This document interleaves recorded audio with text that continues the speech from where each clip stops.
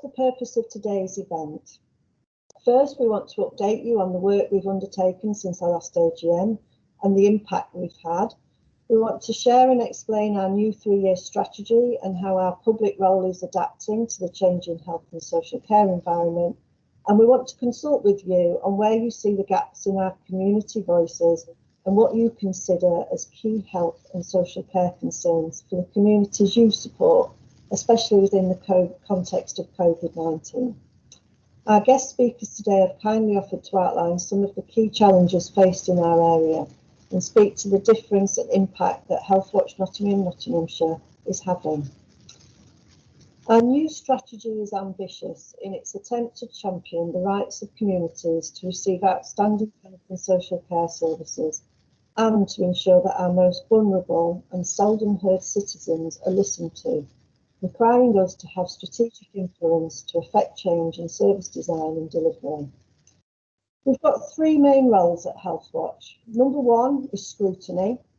We hold local health and care commissioners and providers to account for listening to the public, as well as providing excellent care, signposting and total transparency. Our second role is to make a difference, to collect and provide insight into patients and communities, making recommendations to improve services for the public, patients and their users, and holding commissioners and providers to account for delivering those recommendations. And lastly, we work in partnerships across the whole of the local, regional and national networks of Healthwatch and the CQC, Care Quality Commission, to ensure big issues and opportunities are acted upon and best practices shared, whilst ensuring that our independence is maintained. So our mission is to champion the rights of our communities to receive outstanding social care. I've just outlined our 3 roles, but our goal is to be the go-to organisation for commissioners and providers for insight into how to better serve the needs of our communities. We have a number of strategies that we are looking to employ to achieve those objectives. We want to increase our representation at meetings where we can make a difference. We want to create connections and partnerships across the communities of Nottingham and Nottinghamshire. We want to work in partnership with other health watchers. We want to transform the effectiveness and efficiency of our own organisation and how we communicate with you. Increase our capacity through volunteering, and we're going to hear from some of our volunteers this afternoon. And also to increase our financial capacity through delivering commissioned work. We're working together as a single team, both staff, volunteers, board and representatives, to spread our influence to all reaches of the health and care system and to ask the right questions of our system leaders, our service providers and our commissioners. Today you're going to hear inspirational evidence of how we're making a difference and how our influence is becoming stronger. I'm delighted so many of you have been able to join us to hear so many voices and to participate in making change a reality. I'm now going to hand over to Kinsey Clark, who is our new partnerships manager at Healthwatch, who joined us in the thick of lockdown, who's now going to talk to you about her work. So thank you.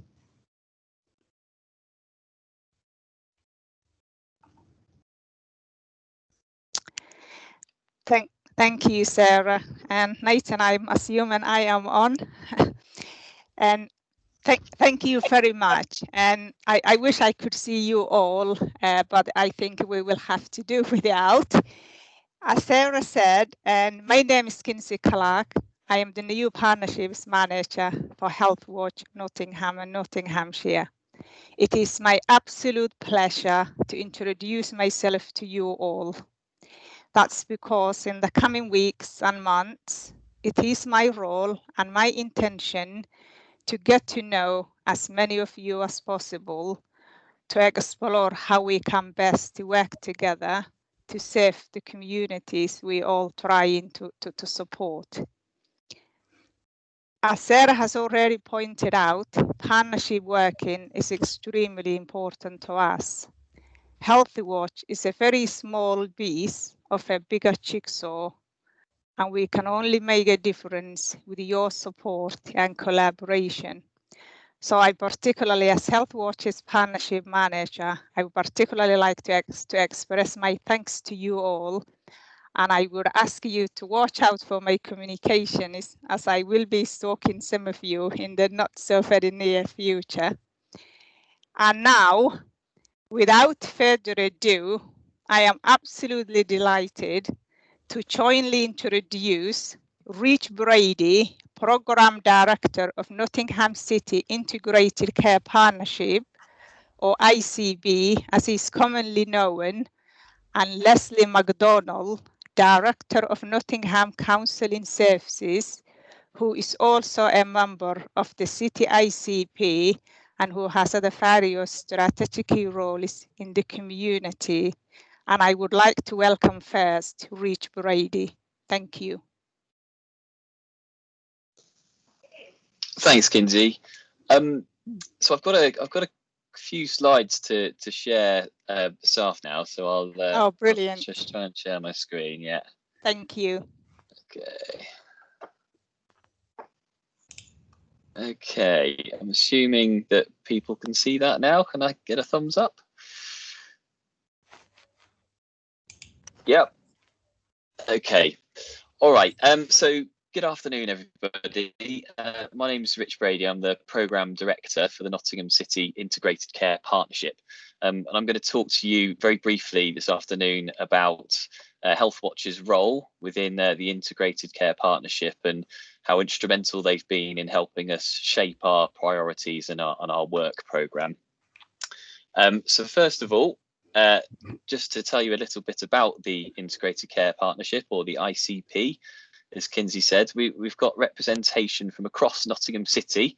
There are two other ICPs in Nottinghamshire as well, but this one is focused just on the city. There's another one in Mid Nottinghamshire and South Nottinghamshire as well. But this one, as you can see from the slide, has got representation from across the health and social care landscape. It also includes housing sector organisations and voluntary sector organisations as well.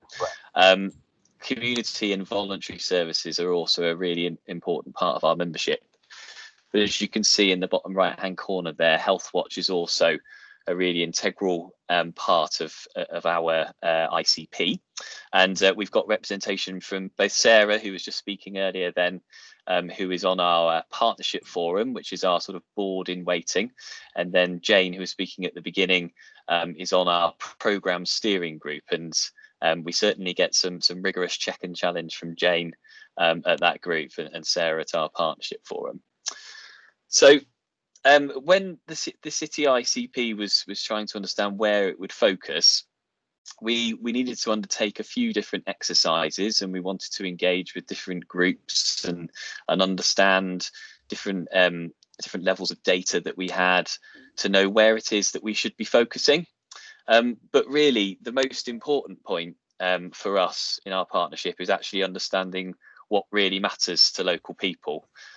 Really, if us as partners are not working to meet the needs of people and the services that people want us to provide, then we're not hitting the right mark. So the first thing we did in our process is to understand what mattered to local people. So earlier on this year, we held an event which was run by Healthwatch in partnership with Nottingham Community Voluntary Service.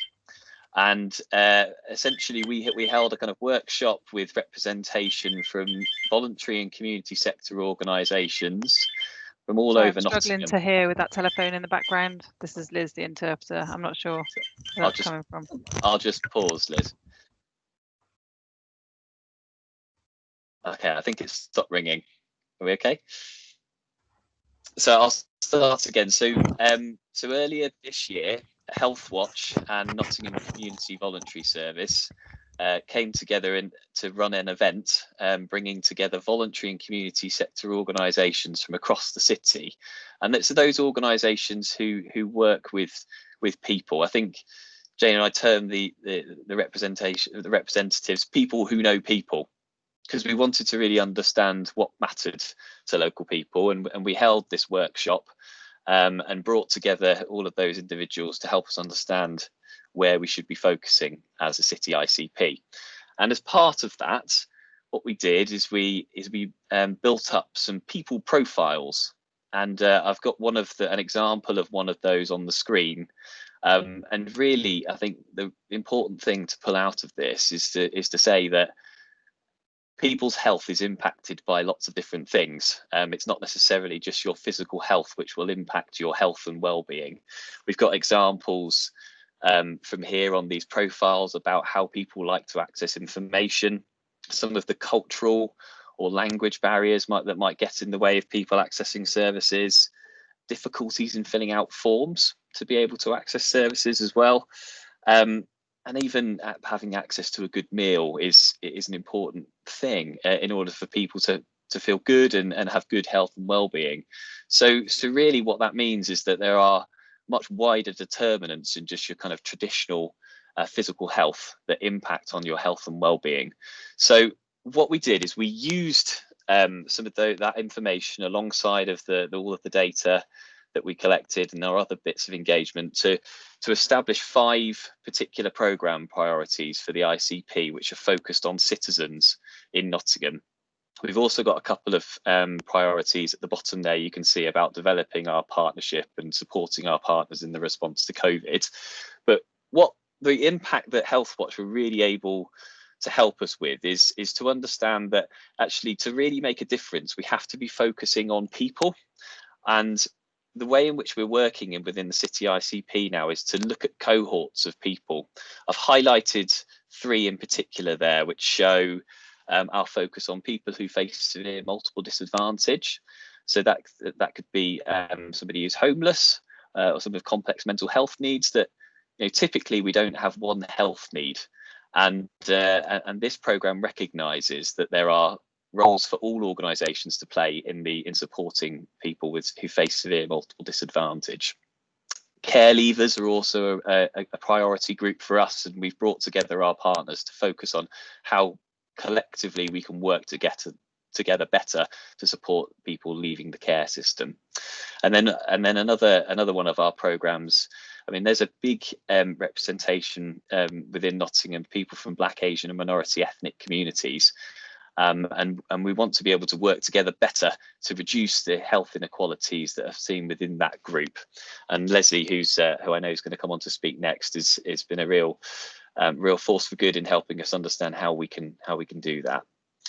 So just a short introduction, and I'll hand over to Leslie in just a second. But we always welcome input from everyone into our work, and I've put the contact details for some of the key people within our ICP on the screen. I'm sure that these slides will be shared at the end as well for people to be able to contact us if you would like to do so. One final really important thing to say is that just because we've done the engagement at the beginning, that doesn't mean that that's where it ends. Jane and I have been discussing recently the importance of actually reviewing our work a year on and understanding actually from what we heard before, are the programmes that we've been running actually addressing the issues that we heard the first time around? And so we have a plan to do that within the next couple of months. So we'll make sure that we feed back to everyone involved as to how we're getting on as an ICP. Thank you. Thank you very much, Rich. Thank you. And yes, and I think we will be sharing the slides and kind of once, and hopefully we'll have some bit of a follow-up information, including the slides. And thank you very much for that. And now, if I please welcome Leslie McDonald. Oh, well, okay, yes, thank you. Good afternoon, everyone. I'm delighted to be invited and to speak at this meeting. And I would like to follow on from where Richard left off in talking about how the Healthwatch has helped to influence the work around the health inequalities within the BEA, Black and Asian minority ethnic communities. I'd like to start by just saying a little bit briefly about myself so that you have a sense of where I'm coming from. I haven't got a presentation to share, so I'll just be speaking from my notes. So I've been involved for, I guess, the best part about 30 years or so in a wide range of roles as accountable officer, providing and promoting services for Black and Asian minority communities, including working as the Chief Executive for First Enterprise, a business agency, currently as the chair of the New Art Exchange, which is an arts-based organisation whose mission then is to provide art for all from diverse culture. I was amongst one of a handful of people from the voluntary community sector, and in particular, somebody from a Black and minority background who attended the community listening events, which Rich mentioned in his presentation, which was organised by NCVS and Healthwatch. And at that time, when the ICP had identified its priority, and in particular how it would wish to engage with the Black and minority communities, the focus at the time was simply in terms of improving engagement by looking at ways in which it can better get its message across to the community. And an example of that would be improving the quality then of its translation and interpretation services, so that people had a better understanding of what the partners were trying to deliver and the services that was available for the local people community to access. It came abundantly clear that that alone would not make a huge difference, or would probably only make a marginal difference then in terms of improving health inequalities then for the BAME communities. So the Healthwatch was influential then in helping to get the ICP then to reconsider its ambition then of how it would work with the BAME communities. And we have now, through that work, been able to have a more ambitious plan going forward of how the ICP would then work with the community. So not just simply looking at engagement, but looking at how the whole commissioning of health and social care is acquired, and ensuring that smaller providers then are not excluded then from the commissioning process. So that is just one example of how the Healthwatch then has helped to influence what is actually happening locally. Also, as a result of the influence of the Healthwatch, and thanks to Jane and Tracy, I know that Tracy is no longer with you, but I think it was Jane and Tracy that actually nominated or suggested that I would be an appropriate person then to actually represent the voice of the Black and Asian communities on the steering group for the ICP. And that has offered me then the opportunities then to be able to scrutinise the strategies then which are being presented across the other four main priorities which the ICP has set out, and always be in a position then where I can ask the difficult or challenging questions around how those policies and programs and processes then will impact on the Black and Asian minority communities, and also to ensure that there is a conscious thinking always about how the strategies actually knit together and how that might impact on the community. So I'm really indebted, I guess, then to Healthwatch for enabling enabling me then to get onto the steering group of the ICP, and that alongside my role on the Health and Wellbeing Board is giving some presence then in terms of the community having a voice or representative at a key place around the table, looking at health and social care services and strategies within the city. So all I wish to say that, you know, without the involvement of the Healthwatch, I don't think that, you know, we would be in a position then where we would have had a strong representative from the community. Thank you very much, Leslie, and it's really reassuring and great to hear that, and from your perspective, that we are actually kind of influencing in the inclusion of the BAME community into the decision-making process. And we do intend to review these annual events, and as Rich said at the beginning, we are looking into where we are a year on. So thank you very much for that informative and helpful contribution.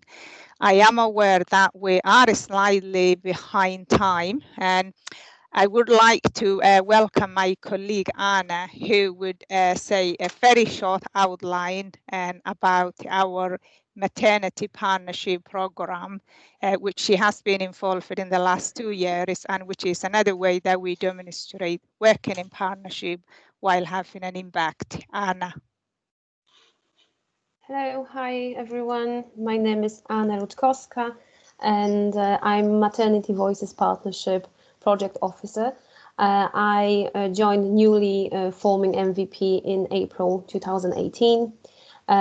Maternity Voices Partnership is an NHS working group that aims to review and improve maternity services by putting the experiences of women and their families at the centre. The Nottingham and Nottinghamshire Maternity Voices Partnership is multidisciplinary in nature, and our aim is to bring together representatives from organisations involved in maternity care and local women and their families. And Healthwatch Nottingham and Nottinghamshire is supporting MVP.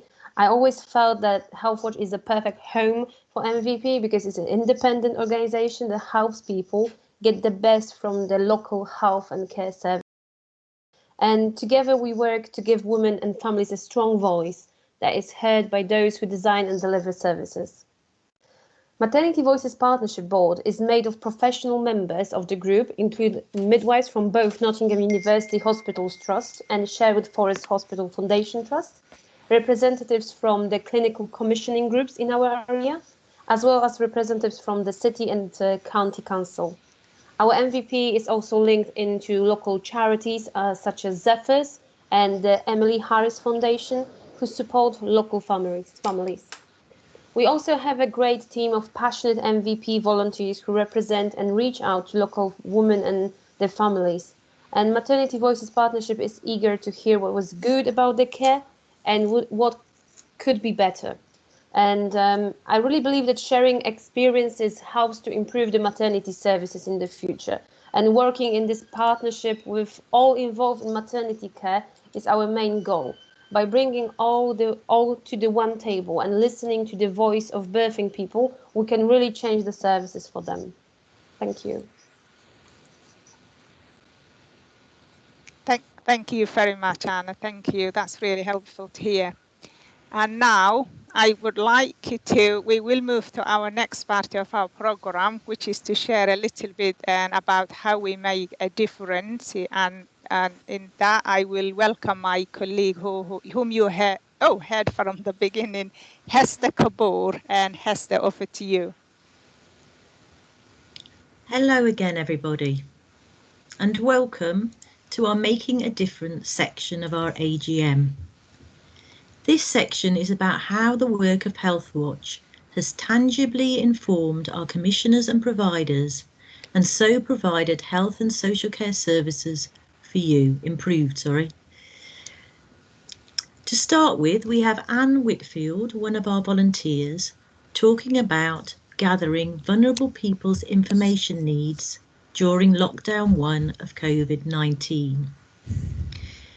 These are a set of videos that are coming now, and if the videos are not smooth, it is due to a streaming issue, which is beyond our control, and not to do with an issue with your device. So please don't worry or try to change your settings. So up first is Anne Whitfield.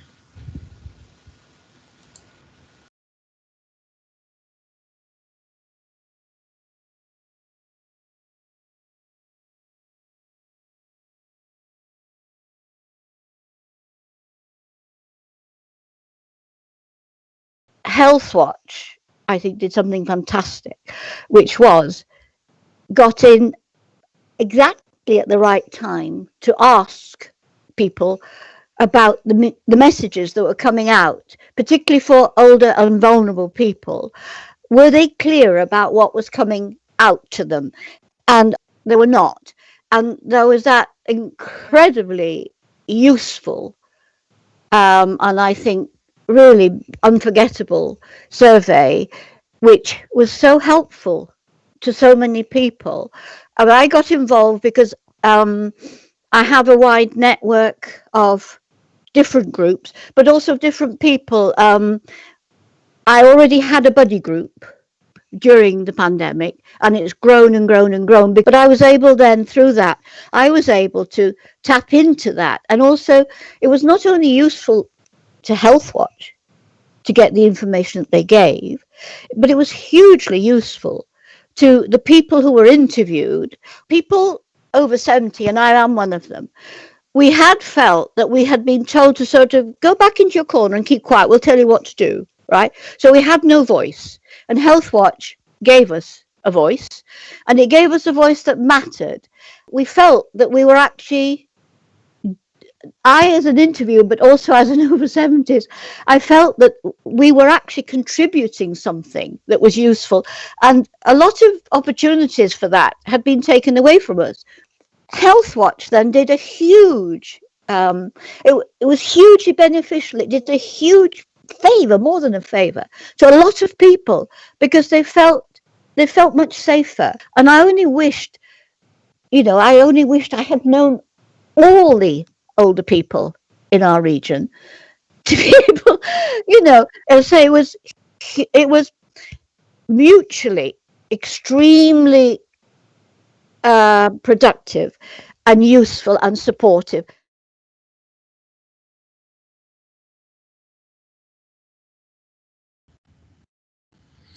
Thank you, Anne, and I'm sure you will agree with me that that was a very passionate speech from Anne. I think if you haven't got your mic turned off and your camera turned off, please can you turn it off? I can hear some chatting in the background.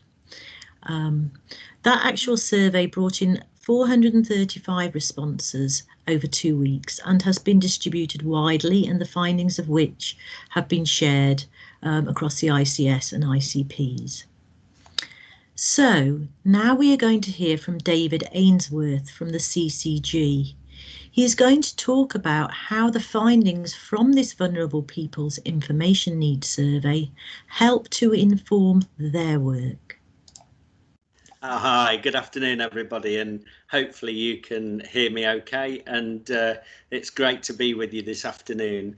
Thank you very much for the invite, and I'd like to say first of all a huge thank you to Healthwatch and all the volunteers involved in Healthwatch for all of your hard work this year, and to all the members of the public who have taken the time to engage and give their feedback. We're truly grateful for the work you're all doing, and hearing people's voices and experiences of health and care services is what drives us all to improve things.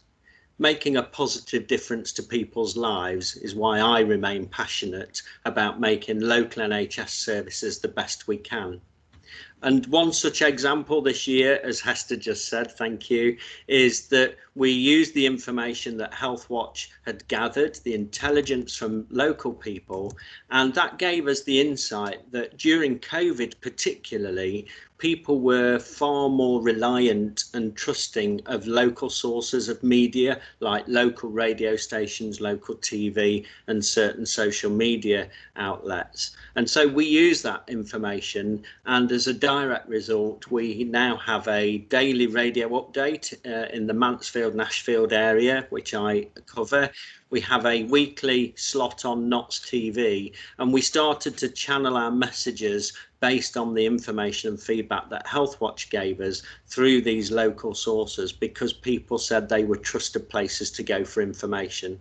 So I want to say a massive thank you to everybody for everything you're doing. Your information, your voices really matter to us. We want to design services that make a real difference to your needs. And finally, I want to say a massive thank you to all members of the public for everything you've done so far during wave 1 and 2 in protecting local NHS services. Your efforts, your individual efforts and your collective efforts are hugely appreciated. So thank you very much, and well done everybody for all the hard work you're doing. Please keep going, and let's keep working, and let's keep talking. Thank you. Thank you very much, David, and thank you for joining us live. My apologies for thinking you were joining us by video. No problem. So next we have a video of Jonathan Berry from NHS England. He's the service lead for shared decision making. He's going to talk about the findings of 8 focus groups we ran about how best to prepare patients to enable them to make the right health decision for themselves.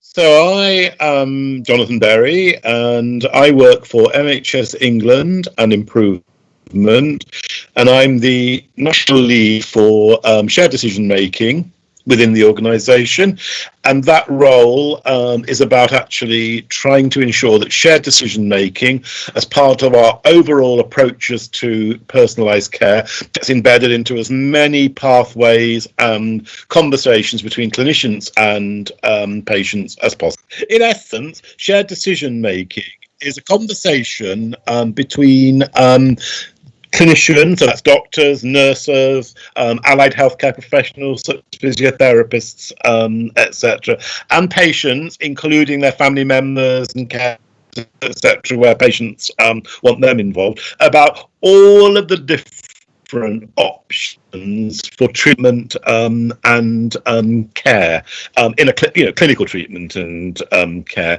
And the idea is, and at its best, that you would have the clinicians bringing their knowledge of their clinical knowledge of the condition and their knowledge about the evidence and the risks of a range of different treatment options, and you combine that with the patient's knowledge about their circumstances, their preferences and their values, and you put the two together, and that's where the sharing of the decision comes in. So it's not just about, medical things like evidence and clinical outcomes, it's also about what's important and what really matters to the person. If one of the evidence-based outcomes might actually be that it will impact really negatively on what's really important to the person, it's very important to have a conversation about alternatives. So in essence, it's about that conversation is about the benefits, the risks, all the reasonable alternatives, which include, where appropriate, doing nothing or doing nothing new. So that's the kind of conversation we want to see happening as much as possible across the country. So the work that we did with Nottingham and Nottinghamshire Healthwatch came about when we were doing some demonstrator activity across the Nottinghamshire ICS area, looking at ways in which we could get shared decision making embedded into a number of musculoskeletal pathways. So that was like things like the lower back, the shoulder and the knee, etc. And one of the things that became very clear to us as we were doing that work, and indeed other work as well, was that maybe we weren't hearing from some communities as to actually what would be shared decision making from their perspective. And those are the communities, you know, that traditionally live with economic deprivation and don't get their voices heard. We'd connected with Healthwatch previously in Nottingham and Nottinghamshire as part of the demonstrator work, because they'd been at our kick-off and launch events and kept them updated on progress, and we felt they were the ideal organisation to actually go out and do this kind of outreach work with those groups of people and communities that we were talking about. We asked Healthwatch to, in essence, speak to those communities about what shared decision making is, and also ask them from their perspective what good shared decision making might look like for them. What would be needed, if you like, for them to engage in shared decision making conversations in the best possible way for them. So Healthwatch Judy did that, and they came up with a report, and that report basically had a number of recommendations in it. And I guess the ones that most resonated with us, really simple ones, like actually it's really helpful if people actually don't always look at the computer screen. Look at you when you're trying to have complex conversations and make decisions about treatment and care. So it was really useful to get those kind of very practical reminders, but also in terms of a few strategic things that we needed to think about. There was something about needed to feel that they could be prepared in advance to have these kind of conversations, because suddenly to be in front of a clinician being asked to think about things like benefits and risks and alternatives was really daunting. So there needed to be some kind of preparation, some kind of thinking that people could do beforehand, and also an awareness that actually asking questions and having those kind of conversations was actually welcomed by the system, because often people felt that wasn't always welcomed for whatever reason. So that was one really important thing. And then the second really important thing that came out of the report was that people actually had found it really useful to have some kind of record of the decision that they could take away with them and share it with friends, family members, so that actually they could revisit that decision in the context of their everyday world and make sure that their support networks understood the decision and the reason for it and were able to contribute to it if necessary. So that was really helpful. So we've done two things. The first thing we've started to do is we've started to develop some guidance for the system, advice and guidance for the system, and some patient-facing information all about the importance of preparation for shared decision-making conversations. That's currently in development. So that came as a direct result of the report. And then the second thing we're doing is we're working with the Professional Record Standard body to look at a standard for recording shared decision-making conversations. Part of good record keeping with regard to shared decision-making conversations is that people actually have something to take away with them in the way that the communities that Healthwatch engaged with suggested. Thank you, Jonathan. I think that was very insightful about how our work has really tangibly made a difference. Okay, so next we have Gavin. Gavin is another one of our volunteers, and he talked to relatives and friends of residents living in care homes about what they need from care homes in terms of their information needs during the period that they can't visit their relatives or friends. This is our latest project, and we are currently in the process of writing up this report.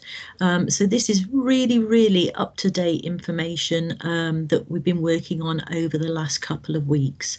And this report will be going to Notts County Council, amongst others, to inform them how to improve the communication out to relatives and friends prior to Christmas.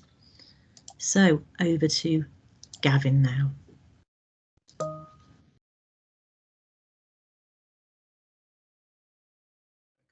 Well, I guess I've worked for the last 25 years or so within the care industry.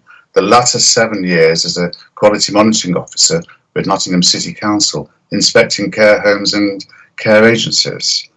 As part of those inspections, we would look very much at the practical element of the record keeping rather than looking at the customer contact. But my background is in hospitality, where the customer is very much the key part of that particular background. And therefore, when I left working for the city when I retired, I looked at Healthwatch as a way of being able to look at the customer side of the care industry rather than the academic side of the care industry. So that's why I joined Healthwatch. From my point of view, I looked at interviewing half a dozen people by telephone calls to them about their experiences of visiting care homes during the pandemic. The response I got back was that one or two felt the care homes had done a good job, but the majority felt the care homes hadn't involved them at all, hadn't given them any information, and hadn't really been very receptive to any form of visits at all. They were very much arm's length type situations. One lady said that the care home had promised her a lot of things and hadn't delivered on any of the promises, and that information that they were sending out was very generic from the company point of view, not from the individual care home's point of view.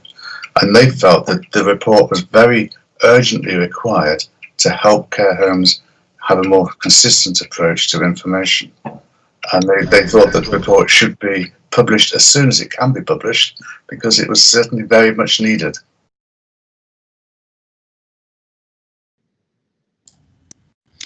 So just to sum up this session, thank you very much to all our speakers who joined us live and by video, to Anne, David, Jonathan and Gavin. And I'm now going to hand over to Jane, who is leading our scrutiny section. Thank you, Hester. So you've had a bit of a whistle-stop tour through a number of speakers and dimensions where we've tried to talk to you about our partnership working and the projects that we do which make a difference to local people. I just want to move on now to the third role, which is our scrutiny role. And in some ways, this is the most important role that we have, because it's only by being present at key strategic meetings and talking to key strategic people that we can make a difference by seeking the answers to the issues and concerns that we have. And making sure that the perspective of the patient or service user is part of discussions about how services are planned and delivered. So I'm just going to give you a little bit of an overview of how we do this, and then invite two of the people who represent us on other strategic boards to tell us a bit about their experiences of doing that and the difference that's made. So firstly, could I have my first slide, please? So just to explain what scrutiny is and how we understand it in our role. So we hold health and care providers and commissioners, so that's CCGs, hospital trusts, that's social care departments, public health. We hold them to account for listening to the public. And by that we mean, how well are they involving the public in shaping services in a meaningful way? How well are they using public feedback to improve services? And then there's a signposting dimension. Are they giving clear information about services that everyone can access? And how good are they at giving information on how to feedback or complain? Again, that everyone can access. And finally, how transparent are they? Do they genuinely share information about how they are performing? Information which may include what the public are saying about their services, because that's, as it were, the gold standard for transparency. Next slide, please. So where do we do our influencing? Where do we do our scrutiny role? Well, on this slide, you can see a number of strategic boards you may or may not be familiar with, which are in existence in our patch, which is Nottingham, Nottinghamshire and Bassetlaw included, where we have a seat. We sit at all the tables so that we are able to influence. I won't go through them one by one. You can see what they are, but some of it is a combination of the scrutiny and committees and health and wellbeing boards that sit within the local democratic structure of councils to some of the health bodies that are around the place. Have next slide, please. So I just wanted to give you a few examples of some of the issues we've been raising since COVID started. And that has been, for example, that we're very concerned about the issue around partners, friends and family not being allowed to accompany patients to appointments, and encouraging our local trusts to work around those arrangements as much as they were allowed to within the national guidance. We're concerned about the lack of support for carers, especially those caring for people with dementia, while the support groups that might normally be there were not meeting. We talked to the CCG and said how important it was that local people were engaged with about any permanent changes that were made to the service, and highlighted the communities for whom changes such as virtual appointments might not work. And we were concerned that health scrutiny committees stopped meeting in the first parts of COVID, though we're very glad that those have now restarted. So those are a few of the issues we've raised. But just to give you a little bit of a detailed insight, I'd like to invite two of our reps to share with you their experiences. First of all, I'd like to introduce Ajanta Biswas, who is our Vice Chair, but also sits as a strategic volunteer for Healthwatch on both the County Council and the City Council Health Scrutiny Committees. Thank you, Ajanta. Thank you, Jane. Hello, everyone. I'm Dr. Ajanta Biswas. My expertise is actually in the field of research. As Jane has already mentioned, I'm on the scrutiny committees, and I'm the scrutiny lead at Healthwatch Nottingham, Nottinghamshire. I also am the chair of Evidence and Group. So as previously Sarah Collis had mentioned, that scrutiny is our #1 role, and this is similar to any other health watches, where we champion patients' voice and try to bring that to the heart of service delivery and health and social care provisions. We are very grateful that the people that engage with us, patients that engage with health and social care, and graciously give their experiences and their time. But it is also very important to acknowledge, to champion the voices of disengaged, engaged people. I coined this term of disengaged, engaged to actually mean that individuals who, for their mental and physical health perhaps, or perhaps a fragile lifestyle, are not able to engage actively to impact and affect any change within health and social care provisions. However, health and social care provisions have a huge impact on them, and so inevitably they are engaging with health and social care very actively in receiving. As you have filled up the survey this beginning of this session and continue to fill up the survey, and thank you very much for that, we collected the last year's survey where the stakeholders confirmed to us that our strategic priority, which was being voice of seldom heard group and vulnerable group, is completely in line with the strategic priority for the local and regional health and social care. So we received this year information, and we were aware very much, because we engage with seldom heard and vulnerable group, that the primary care services for 4 categories of vulnerable people were changing because of the procurement which CCG has to routinely go through.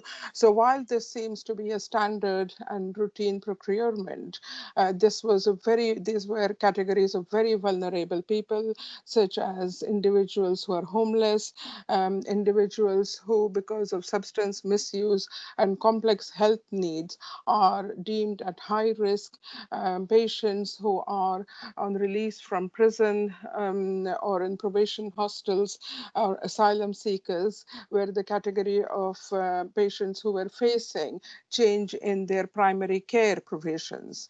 Now, it is absolutely our duty as Healthwatch to scrutinize this procurement in order to ensure that the voice of the patients are heard by a meaningful engagement.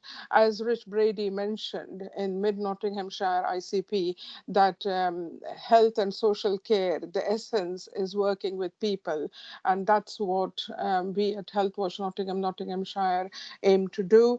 The second was to ensure that this category of patient receive the same service as they have been for the last 10 years.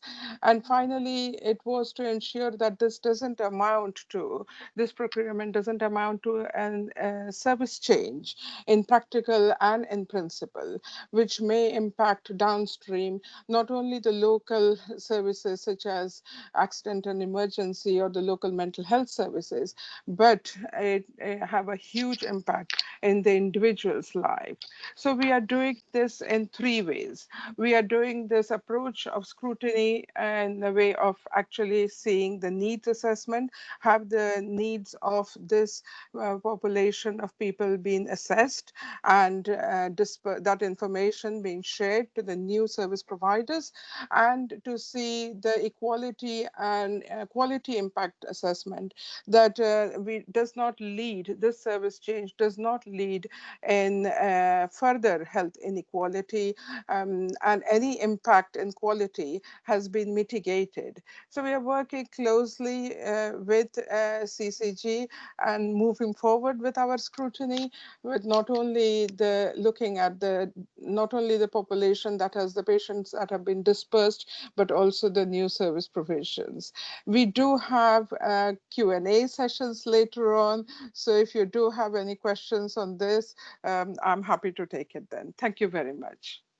Thank you, Ajanta. Yes, I'd like now to introduce Helen Miller, who is a strategic volunteer for Healthwatch, who sits on the Public and Patient Engagement Committee for Nottinghamshire CCGs.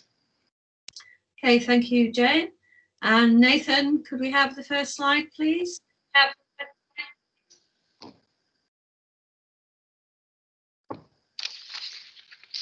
Oh, well, never mind, I'll carry on. In the interest of time, well, thank you, that's super. I'm going to go through 3 slides just to try and explain what the PPEC is, what it does, and give you an example of one of the things that we're working on at the moment. So NOTS CCG PPEC stands for Nottingham and Nottinghamshire Clinical Commissioning Group Patient Public Engagement Committee, which is a real mouthful, and it's one of those occasions when the NHS acronyms are very, very welcome. It's a group of about 25 people. It's led by a lay chair and lay vice chair, and we have then a selection of other groups. So we have people from the community who represent the CCG's priorities, so things such as cancer, mental health, maternity, long-term conditions. We have another group from the community as well that represent people, typically groups where they have poor health outcomes and can be difficult to reach. So some of the BAME communities and faith groups, older people, carers, people with disabilities. We have 3 representatives, or rather 6 representatives from the 3 Nottingham places, that's Mid Notts, South Notts and Nottingham City. We have a couple of people from the local authority, Notts County Council and Notts City Council. We always have at least one person from the CCG engagement team, and we have a person from the CCG executive on a kind of rolling basis. So recently we've had Stuart Poyner, Chief Finance Officer, Lucy Dadge, Chief Commissioning Officer, Rosa Waddington, Chief Nurse, and we've had others as well. And then there's me, the Healthwatch 1. Next slide, please, Nathan. In terms of what does the PPEC do, I'm not going to go through all of these, but I've tried to summarise really our terms of reference and what our objectives are. So we're there to give advice and guidance on patient and public involvement. And so typically, and we meet once a month, it's about a 2-hour meeting. Typically papers are presented to the meeting and we offer feedback.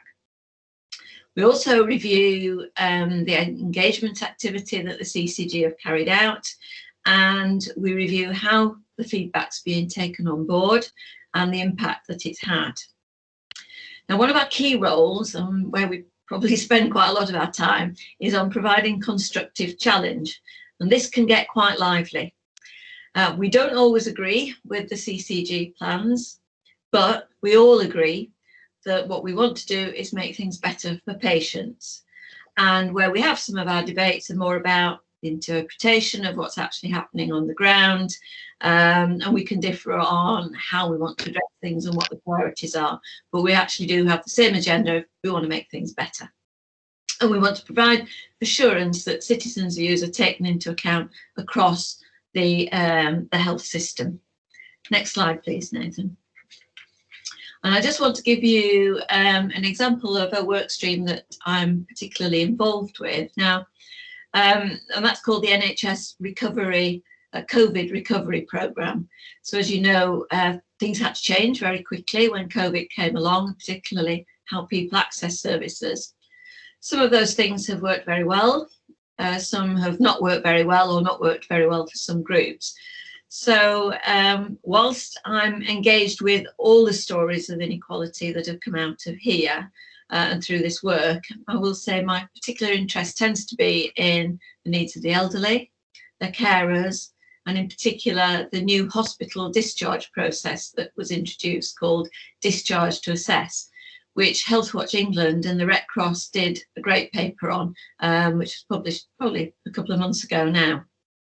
And whilst that isn't focused on Nottinghamshire in particular, it's across the whole of England, the issues that they raise ring true from the many discussions I've had, certainly with the elderly and my own GP practice. So one of my focuses, and this is my pitch for it, is keeping the profile of the hospital discharge work raised through the recovery programme. So in more general terms, what's this all about? Well, the CCG over summer did a massive piece of research, a massive research exercise. They did research with the local population, a representative sample of over 2,000 people, that's a lot. They did focus groups and interviews. They sought the views through the voluntary sector of over 100 organisations representing the most vulnerable and marginalised communities. And they did a desktop review of national and other research as well, just to make sure that they weren't missing any tricks. So that came out at the end of summer, early autumn, and then the next stage is to review all that work, and it's a lot to review. And the PPEC and the CCG are very much doing this together. Now, our objective is to improve access to healthcare services.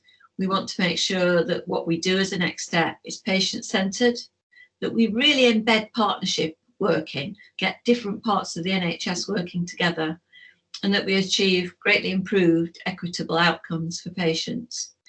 Now, you can't do all of this in a 2-hour monthly meeting, so we formed a separate task and finish group.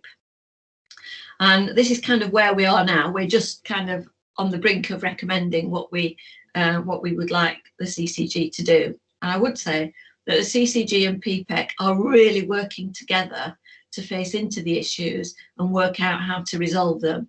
This isn't a case of they present to us, we give feedback, and some of it gets picked up and some of it doesn't. This is really working together. The CCG have been very supportive. They attend every meeting and they really help us sort out sometimes our own thinking, and certainly all the writing up, signposting us to where there are national standards in place. We don't necessarily have to reinvent the wheel to make things better, but just make sure that we're doing what we should be doing. So our action plan is in development now. We're at the point of setting our strategic objectives, and the sorts of things would be like improving hospital discharge process. We've identified the initiatives, so the work to be done, the areas that we want the CCG to look at. We then want to identify the CCG department lead and put some names down to those, and also the timescales in which we want the work to be done. And our plan is to present to the governing body in early January. We're looking for some quick wins, and we're also looking to influence vaccination communications. So hopefully, as we get into the new year, you might see some of our impact on that. And then the last stage of the process will be to hold the CCG and other parts of the NHS to account to make sure that they deliver on those actions that we've agreed. Thank you very much for listening. I now hand back to Jane. Thank you very much, Helen, and thank you for the work you do for us. Sorry, I'm being dazzled by the slides moving. What I want to say is we know that we're running a bit over time, so we're going to do our best to catch up, but we have one more slot now from before the break. Thank you for bearing with a very busy agenda, and we're throwing lots of information at you, but we wanted to give you a really good view of the range and diversity of activities that we are involved in as an organisation. It now gives me great pleasure to welcome Melanie Brooks to come and talk to us. Melanie Brooks is Director of Adult Social Care at the County Council, and she's agreed to come and say a few words about Healthwatch for us now. I'm hoping you're there, Melanie. Yes, hello Jane, I'm here. Hello Melanie, thank you. Couldn't see you. Hi, nice to see you, and thank you everybody. It's nice to see you all. And what a different AGM this is to last year when we had a lovely buffet and we're talking to each other in little groups and filling out surveys and having lots of fun. So now I'm speaking to a room of people all on mute. So a very different experience.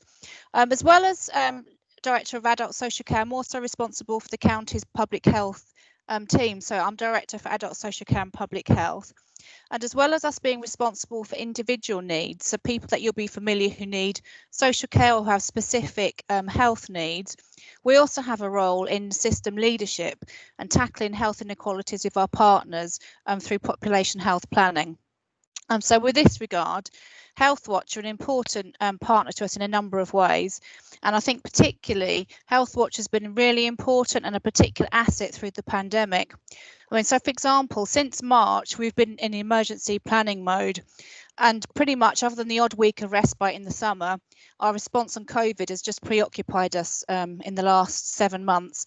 So the sorts of things that we would usually do to keep on track, such as listening to people, meeting with partners, co-producing, having time to consult, just hasn't been possible. It's not been unusual to have some guidance on a Friday that we have to introduce on a Monday, or have a week to turn around a huge departmental plan up to government. So that's sort of been the nature of it. Now, Healthwatch has been really crucial to me through that time as a critical friend. So as well as being able to offer some independent assurance, I think Healthwatch have been really flexible in meeting me, often at very short notice, to talk through a plan and to just give a little bit of a feedback about how we have or haven't had people at the heart of what we're doing, and to share some of their views. So I think that's been a really important role through the last few months. What I really value, though, about Healthwatch is the specific research work that's been undertaken for us. So, for example, the research that's been mentioned earlier about people's experience of COVID and how access to services has been hindered has really helped us, both as an integrated care system and as a county council, start to put in place real change. So in the county council, we've used that work to help us understand how we can get digital devices and internet connection out to people who are digitally excluded, who don't have access to those things in their daily lives, in order to access services. So it's brought about that real change. Another example has been about the work that Healthwatch supported us, I think it was earlier in the year or late last year, I can't remember now because of COVID, but in terms of understanding people's experiences of safeguarding and what it's been like to have gone through that and receiving support. And we've had a huge piece of improvement work, both within our own multi-agency safeguarding hub and with the Adult Safeguarding Board, learning from the feedback that Healthwatch enabled us to receive. So that's been really important. And you've heard today briefly from a volunteer who's undertaken the work, but as also mentioned, the most important bit of work for us is trying to understand the views from people who have their loved ones at the moment in care homes, because as many of you will know, because of infection control and the fact that Nottinghamshire has really had high rates of COVID transmission, access to people in care homes and supported living has been really difficult this year. And we're not really clear how well family and family carers and loved ones have been communicated with and supported. So I'm really excited to get that report quite soon, so I can think about how I support the social care providers to communicate better with people. So gathering those experiences, making sense of them, and then Healthwatch volunteers, whether that's Jane or Sarah, and people that are employed by Healthwatch, having that open conversation with me in a very honest way about the feedback, what that might mean, and how we can start to shape things locally has been really important. I think at times people won't feel safe talking to us directly, so although as a local authority, both through public health and adult social care, we do have a duty to collect views, and we do that. I think it's really enhanced by Healthwatch supporting us to hear people maybe who are seldom heard or who feel too anxious to be honest with us directly because of the feeling of safe speaking to somebody outside of the organisation. So that bit's been really important, and I'm really hopeful that that kind of research work will really grow, particularly as we learn to recover from COVID and start getting back to some normality next year. So I really want to end by saying thank you to everybody in Healthwatch, and the volunteers particularly. I think often what you do behind the scenes can get overlooked, and I don't think any of us could get by without you. So thank you very much for that support. And hopefully, you can recognise from some of the speakers and myself today the really important role that you've had in working with us to make things better for people. So thank you very much. Thank you, Melanie. That was really fantastic to hear. Thank you. So as we draw towards our well-deserved break, I just have one more set of thoughts to share with you. As you can tell, this afternoon we've shared with you our passion for making a difference to the services that local people receive, and shared some of the successes and the impacts we've had. Could I have the slide, please? As Lynn has pointed out, Healthwatch does have a unique view across the whole system, and I guess this slide really summarises what it is we try to do. That as a team, a whole team of staff members, trustees and volunteers, we aim to reach down to the community, down as in, or up from the communities, perhaps a better way of saying it. We aim to have a very wide reach to particularly parts of the community that other engagement methods do not pick up on, people who don't get heard, and to elevate that voice across a wider sphere of influence as we possibly can, in communities, locally, regionally, and even nationally, as you would have heard from Jonathan Berry's talk about the work we did for NHS England. With the channels of influence that we have are those that I referenced earlier on, but really most importantly is our community mission, that we reach out to communities and prioritise those who face health inequalities, the vulnerable, the disengaged, and the seldom heard. So that is our mission on a page, as it were. But like all organisations, we do have challenges. We cover a very large geographical patch of a population of about 1 million people across a huge range of health and care services. We are a very small team. There's just 11 members of staff we have at the moment, and that is of course extended with our trustees and our volunteers. But it does mean that there are bound to be important issues that we just don't get to hear about. And we also know that we don't reach all the communities or hear about all the issues that we need to. And we know that we need to get better at doing that. And we also know we could be better at feeding back to the communities we represent the impact that they have had by sharing their views and experiences with us. And we do recognise that's a crucial part of what we do, that feedback loop, so that they feel encouraged and empowered to continue to raise their voice. So we need your help. There are a few ways in which you can help us to carry out our remit better and in a more inclusive way. If you are from a local community, you could work in partnership with us or become a Healthwatch hub, which would help us to reach more vulnerable people. If you are a health or social care organisation, you can share your organisational priorities and plans and challenges with us so that we can align our work where appropriate to support you. Whoever you are, you can share your views on how we can do this better. And if you would like to volunteer for Healthwatch, there are a wide range of volunteering opportunities and roles. And after the break, Deb Morton, our volunteer manager, and a few of our current volunteers will tell you a bit more about that. So some things for you to think about.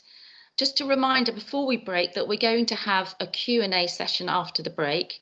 If you've got any questions, could you please start to put them in the chat box so that we can bring those together and get them answered as efficiently as possible.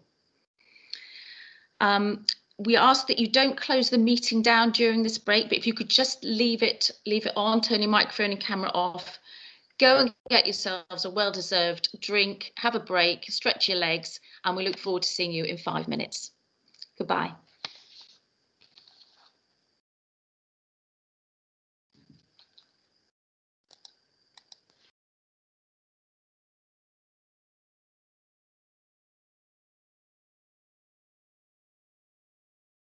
Welcome everybody to the second half of this event.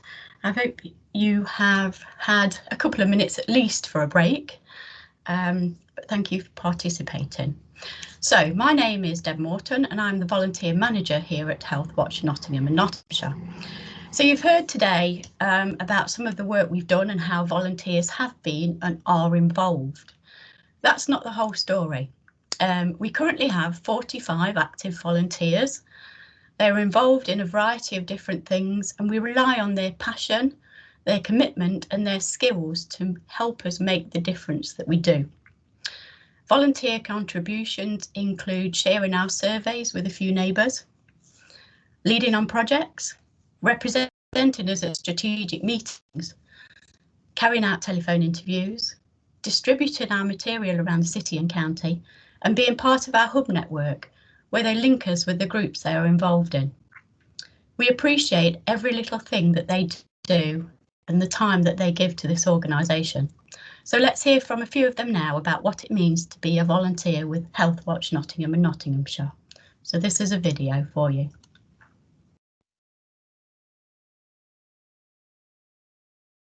What happened was I was sort of looking for a volunteering opportunity with university. I was in my second year and I do a biology subject. So I wanted something that would sort of build on what I already knew without sort of repeating what I knew from university. So I was looking for something in public health. I found out about the evidence and insight volunteering and it was like perfect for me. Like it was exactly what I was looking for. It was a lot of data and it was a lot of just like general bits with that sort of thing. So that was what attracted me towards it. But the first thing I did was Healthwatch, was with Question of the Month, and it just sent me all the data. But yeah, it was quite a good introduction into it, and it kind of got, for me, that got the idea of what Healthwatch actually was. It kind of helped to understand like the way they collect data and the way that they use it. And then after that, this was the like bigger project that I did, was I did the literature review for the CAMS transitions into adult mental health, and that was really, really interesting actually, especially because it wasn't anything to do with my background from uni and stuff. So it's quite interesting looking at other areas of but yeah, that was a really good opportunity actually. It was really interesting. So for me, I was really looking for something, not only data analytics, but I was looking for something that was a bit more like researchy based, because ideally I'd like to get onto some sort of postgraduate program and with public health, and they all ask for research experience. And it's given me a lot to talk about in the way of CVs and stuff.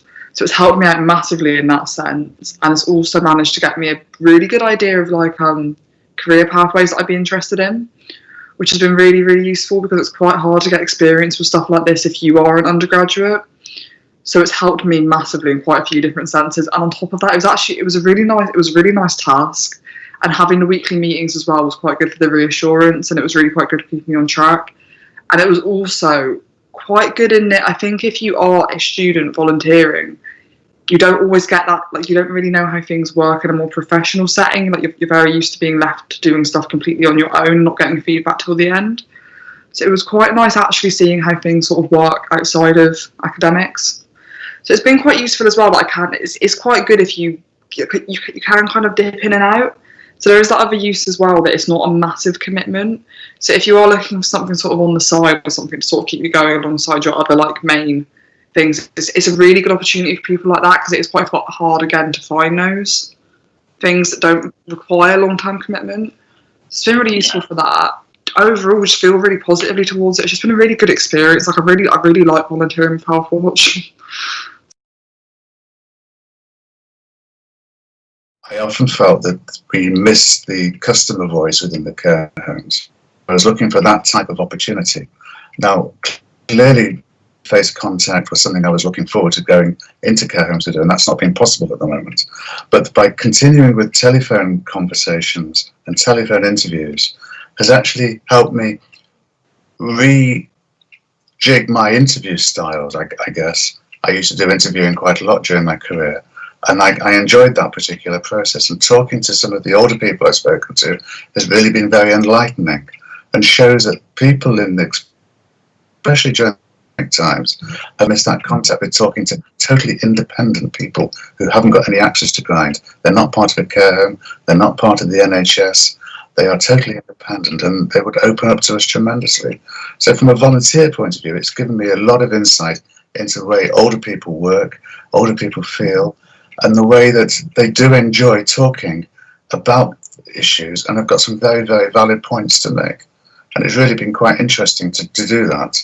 The team at Healthwatch, we've been made to feel part of the Healthwatch team by being involved in meetings and being able to contribute to meetings via these virtual formats. And as thus, I haven't felt that we've missed anything by not having face-to-face contact, and by that valuing us and what we can offer. So by attending some of the team meetings, some of the briefings, has made me feel quite a valued part of the Healthwatch organisation.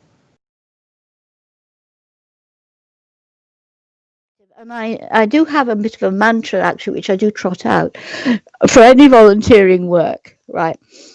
Can I make a difference? Is it a good use of my time? Do I enjoy it? Do I feel valued? Do I feel respected? So I had this thing that volunteers are, we're not all fulfilling obligations for the job centre, right? A lot of us are very experienced people with a lot of expertise, which we want to share with worthwhile organisations for the sake of community and society. Personally, I have had fantastic opportunities in my life, and I want to be able to be useful for the rest of my life and to contribute to my community and to my society. For me, I think perhaps the biggest word for me is community. That is what it's all about. But I think there's going to be a huge number, a wealth of talent to tap into, of fantastic people who have been furloughed but are allowed to do voluntary work, right? Or who have been laid off but need to keep their skills honed. When all of this is over, whether it's March, these people will have honed their skills, kept their expertise and their skills up to date, and then we'll be able to move on. And I think, with Healthwatch itself, I think you're going to be, because there are some very interesting, high level, demanding posts.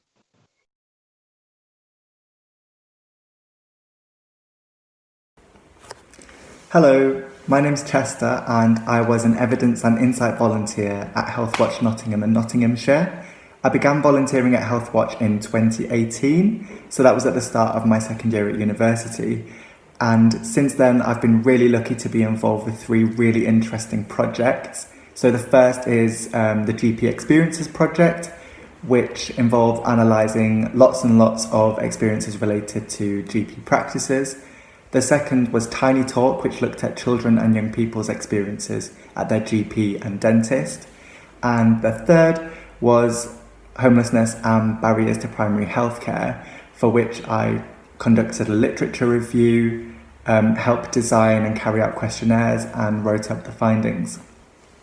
So altogether, the skills that I developed and put into practice as an evidence and insight volunteer have been really, really helpful for me with my career. So since graduating earlier this year, I have become a researcher at the Directory of Social Change in Liverpool. The Directory of Social Change is a charity that helps other charities to ultimately help their beneficiaries. And the experiences that I had as an evidence and insight volunteer not only really helped me to actually get this role, because it gave me lots and lots of really relevant examples to draw upon in my interview, but has also been really helpful as I've been undertaking the responsibilities in my role. So given that I had analysed lots of data and written 3 reports with recommendations at Healthwatch, I was given the responsibility of being the lead author on 2 upcoming reports, which involves similarly analysing data from charities. So due to quite a tight publication schedule and having to learn lots and lots about a new sector in a short space of time, this was really quite challenging, but I think my experience at Healthwatch really well prepared me for this and enabled me to produce 2 drafts that have been really well received. So yeah, thank you Healthwatch, Nottingham and Nottinghamshire.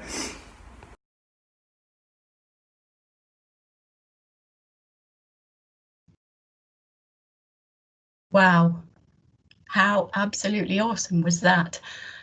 Well done, guys.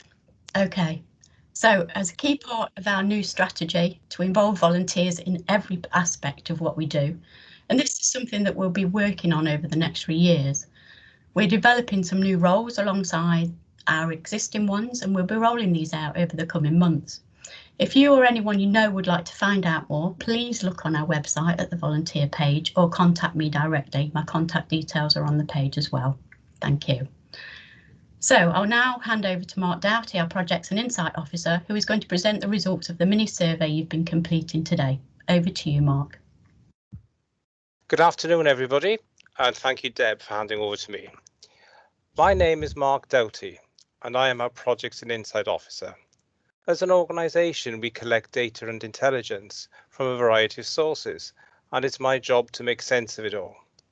Thank you for completing our survey, which is really important to us, as the findings from this would inform and help us to prioritise what we need to focus on in the coming year.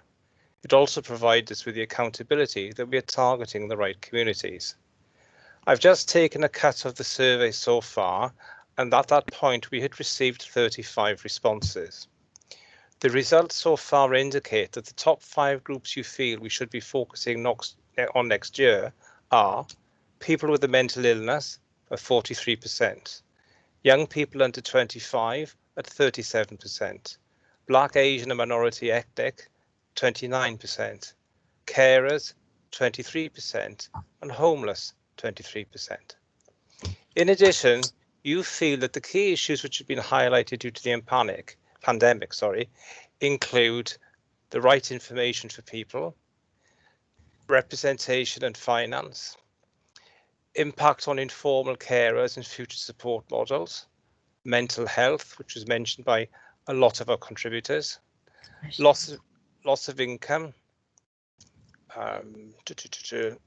access to services, including regular appointments, food poverty and food insecurity, pharmacy repeat prescriptions, which was stopped at the time when it was necessary, and people felt that they were not supported by local government, councils or government.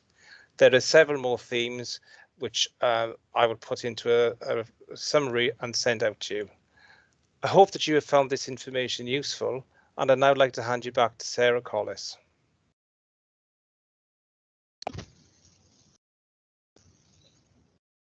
Thank you, Mark.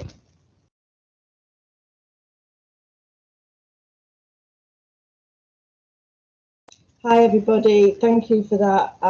It's one of those things whenever we get together as a board and we hear the work that's being done by our team and volunteers, it's always overwhelming. And I think you'll all agree with me this afternoon that you've heard many perspectives of the work that we've been doing. So this is an opportunity now for any questions that you might have. If you've been putting them in the chat, Matthew from our board has been scanning any questions. I'm going to be joined by Kinsey, Jane, Ajanta, who's one of our board members and vice chair, as we met before, and Hester and Deb to answer any of your questions. So Matthew, do we have any questions? Hi there, Sarah. Yes, we've had a question regarding Healthwatch Nottingham and Nottinghamshire communicating with the public and patients, for example, with the 3 CVSs in Nottinghamshire. So a question to the panel, how can Healthwatch Nottingham and Nottinghamshire ensure it continues to connect with the whole of the community going forward? Great question. I'm going to ask Kinsey if she can answer that one for us, our new partnerships manager. Thank you, Sarah, and fantastic question, and I'm glad that it came up today. And just for the benefit of everybody, I've been here 2 months, and maybe 2 months and 2 days, and connecting with the in the county and meeting colleagues in the county, and particularly through the CVSs, is one of my absolute #1 priority. I am pleased to say that I'll be meeting 2 colleagues from the 2 CVNs from the county tomorrow, and I have a plan to hopefully making further connections with the rest of them. So please, and my email address is in the chat box. If Nathan can kindly put it, please be in touch with me, because I will be absolutely delighted to talk to you and to understand how we can connect with the communities you are supporting in the county, so that we can inform ourselves that we are reaching from all corners of our community. And thank you for that great question. Thanks, Kinsey.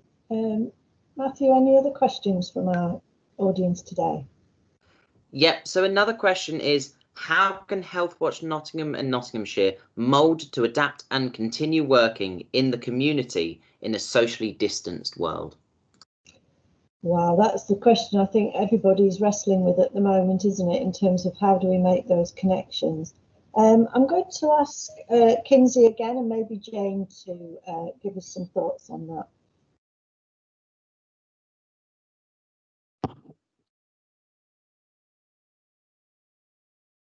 Sorry. Kinsey? There you go.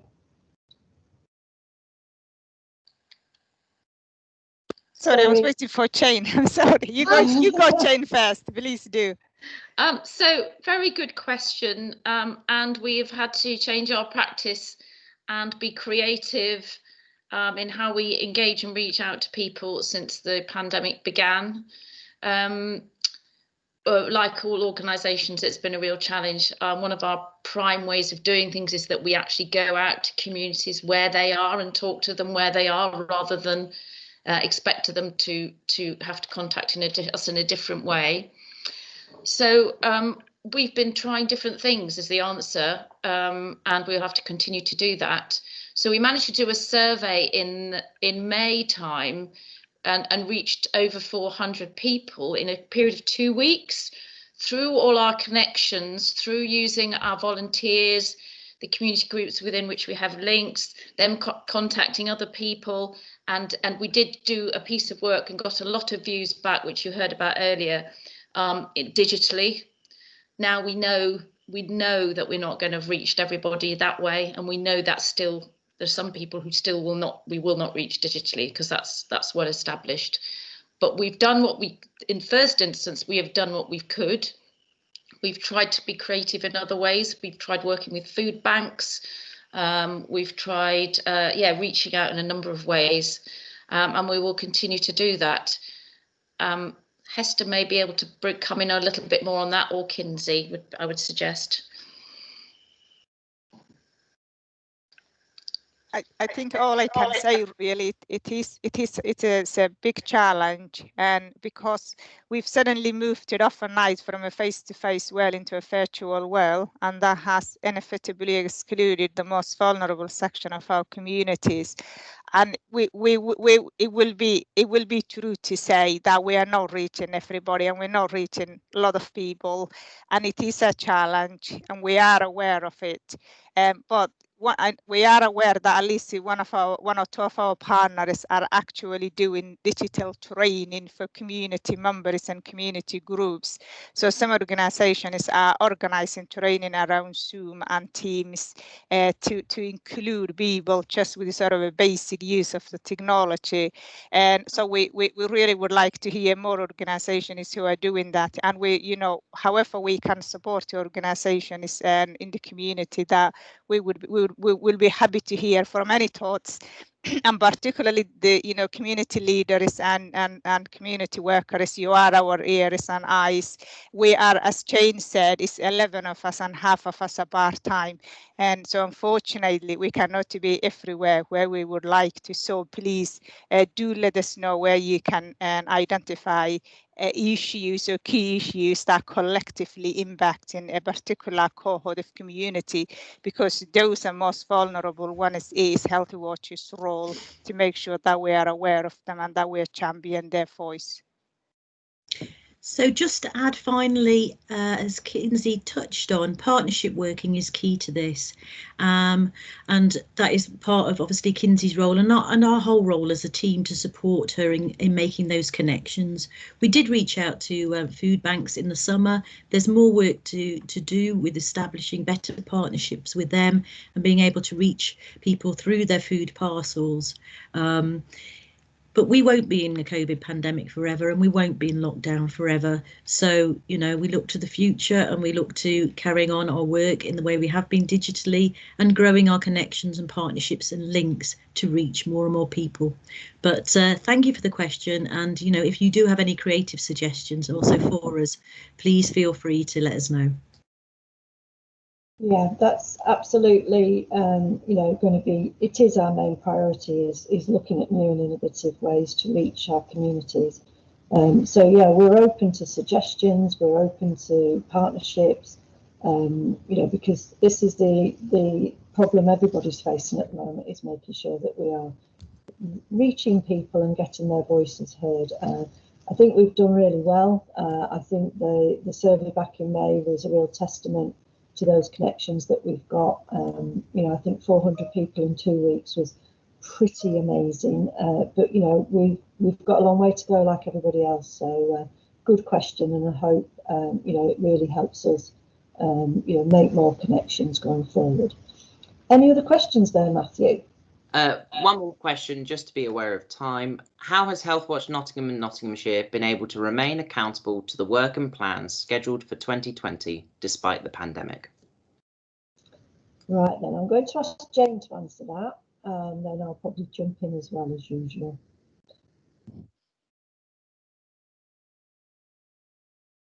You're on mute, Jane. I thought I'd not say those words in this event.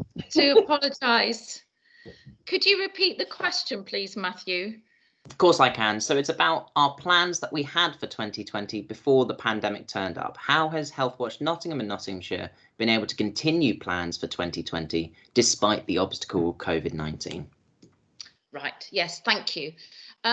So I think what we've done is we've continued with some things, but we've put other things on pause because it became important for us to focus on COVID. That became overwhelmingly the priority for everyone working in health and care and for the public. That sort of swept everything else aside in a sense. So some of the things that we might have done, we've either done a little later in the year or we might do next year, but we have to be really agile and responsive to making sure that we're addressing the issues of the moment and not stick rigidly to a plan that we already had in place. One of the things that we do is a question of the month survey, and we tend to do one of these actually every quarter, which is not quite as the name says on the packet, but it's a very good, it has a very good branding. And that question of the month survey, we will only decide shortly before each quarter, because it's so important that it's immediately relevant and is responding to a current issue. So that was the umbrella on which we did our COVID work.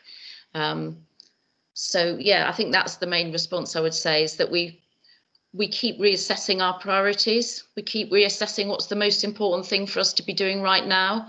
And the other thing that we've really strengthened over the last few months is our scrutiny role. So doing more of really holding the system to account on issues that are coming up all the time.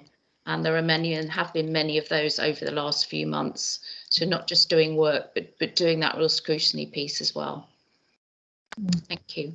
Thanks, Jane. Yeah, I think I'm incredibly proud of the work that the whole team, and I mean the whole team is our staff team obviously, but our volunteers and our trustees, working together throughout the last months of this year under really difficult circumstances. We've really used the time wisely internally to ensure that our programme of work and our strategy is right, and we've really challenged ourselves on that. I think we have a very robust structure, which is fantastic. We've worked together with both local authorities during this time to ensure that we've aligned our contracts with them, which is really important. But most importantly, that we are responsive to the issues that are coming up. You will heard from Anna earlier, who was talking about the maternity partnership, which is a constant that we've been working through, and very important at this time. And that the work that we're doing to build partnerships is where we will find the issues that we need to look at closer. But as COVID hopefully now moves into this next phase, I think we're going to all be very alive to the issues of how services are restored, and how people are starting to re-access healthcare. We have particular concerns obviously about people experiencing cancer across our area, where services were interrupted, and the very many people that weren't attending GPs and primary care. So these are the things that we're going to be looking at as we enter into the next year. So I think with the time as it is, I think it's probably time for me to wrap up. Thank you so much for your questions. It's really fantastic that so many people have joined us this afternoon. It's one of those things where we put this event on not quite knowing how many people would join, and I think we've been overwhelmed by the numbers. As Melanie said earlier in her conversation with us, that last time we were in Mansfield, I think it was, and it was starting to snow outside when we were having this event. It was cold and damp, but today we're actually sitting in our own homes, hopefully a lot warmer. But yes, I think we've had a fantastic turnout. We are going to be hosting our annual general meeting part of this afternoon after this session. So if you do want to stay for that, you're very welcome to. It is the business section, so it's very short.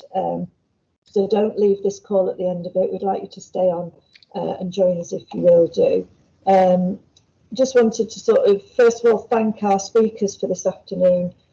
Rich Brady, who unfortunately had to leave us, Leslie MacDonald, Anne Whitfield, one of our volunteers, David Ainsworth, thank you, Jonathan Berry from NHS England, Gavin Shelley, and Janta Biswas from our board, and Melanie Brooks finally. Thank you so much for the time that you've taken to really put into real terms the work that we do, and to give people a real flavour of the work we've done. And thank you to our volunteers in the final section who made those incredible videos.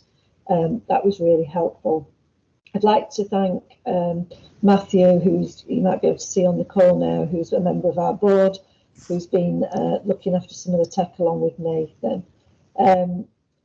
This online event's been a first for us, and one which has taken a lot of time and energy to produce. We've had a lot of glitches, but that's to be taken, I think, in this day and age, but we've managed to get through.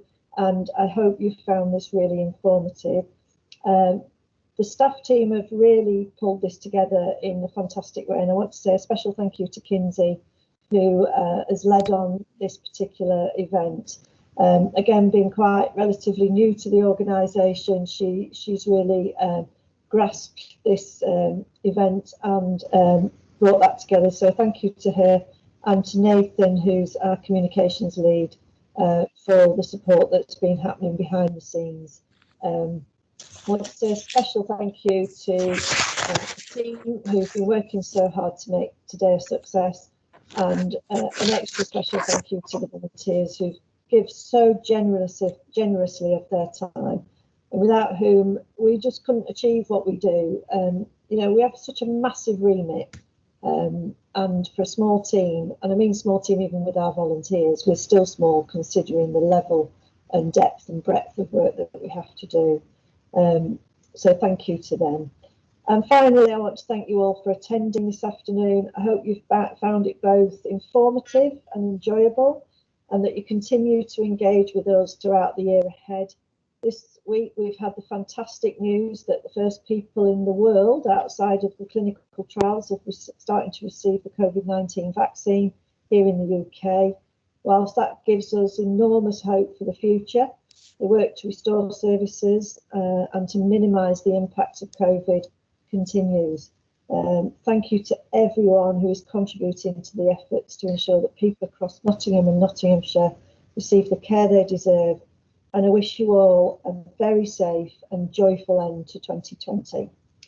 Thank you, everybody. So if you're wishing to stay for our AGM, don't leave this call, just turn off your camera and mute yourself for a while, and we'll be back at 4:30 when we'll be doing the business part of the meeting. So thank you, everybody, and take care. I can't say safe journey home because I think most of you are already there, and we look forward to continuing to support, represent, and empower you to have a voice through us at Healthwatch Nottinghamshire in 2021. Thank you, everybody, and see you soon.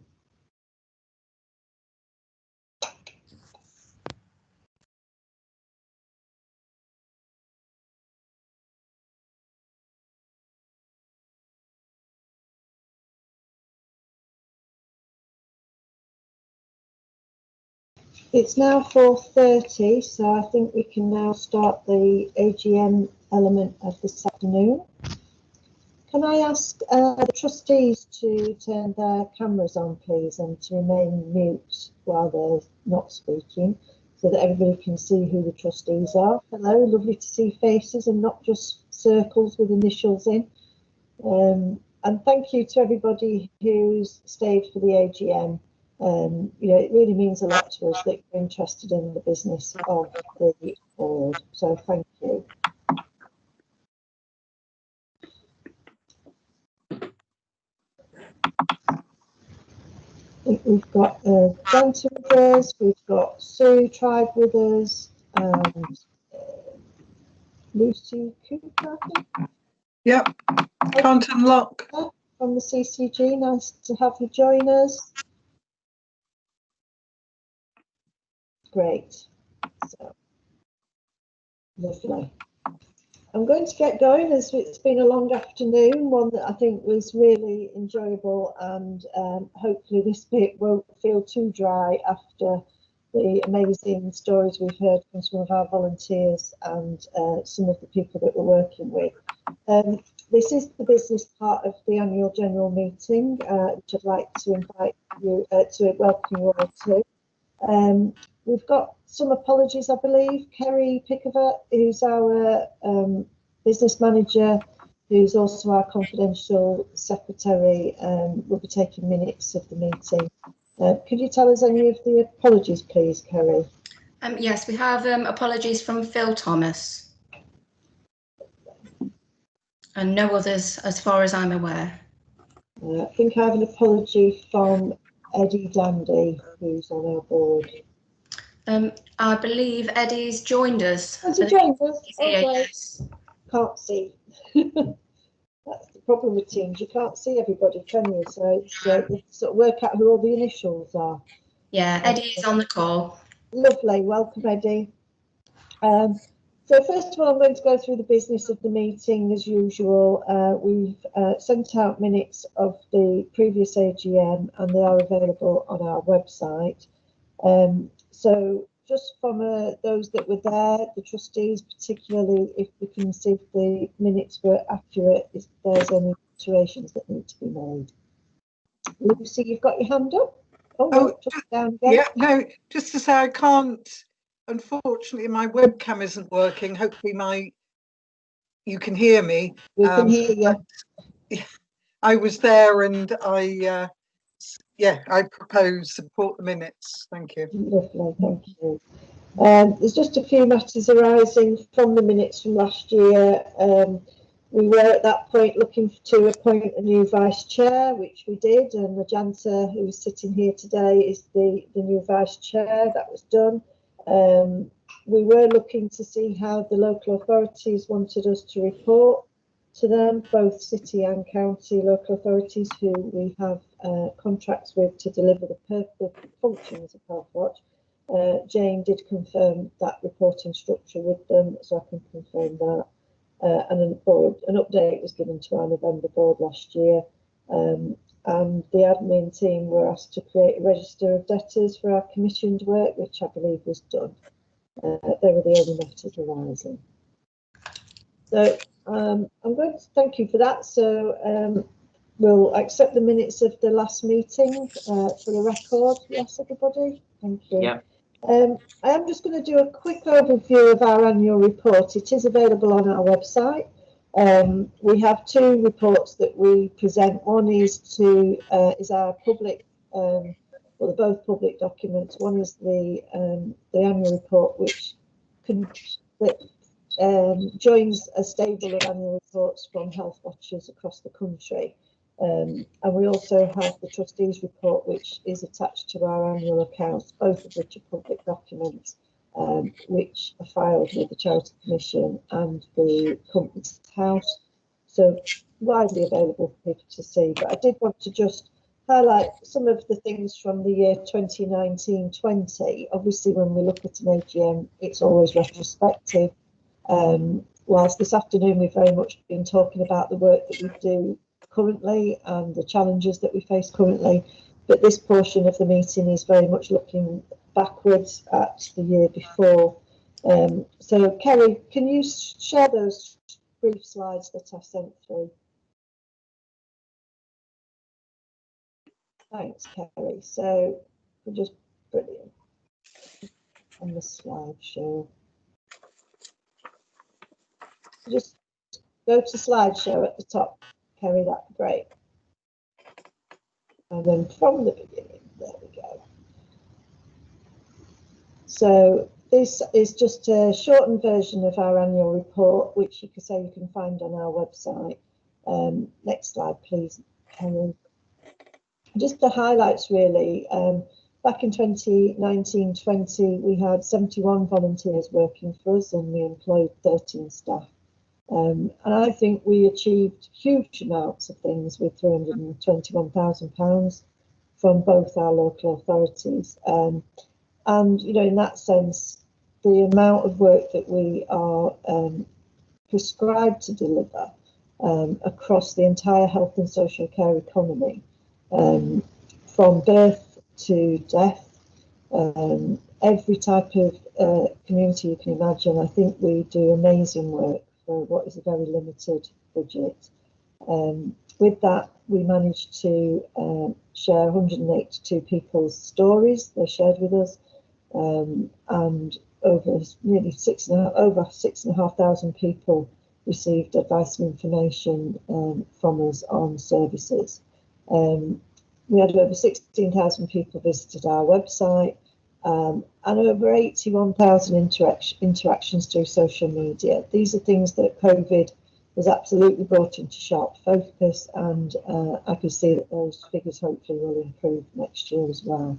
And I think, you know, we published 19 reports in that year. That's more than one a month, with a total of 54 recommendations. And I think it's really important to highlight that when Healthwatch does a report, when we do an investigation or we take on to engage with people on behalf of others and we write a report, a condition of the work, us undertaking that work, is that when we give recommendations, that the recipients of that report need to be able to tell us what they're going to do with those recommendations, and we do follow up on that.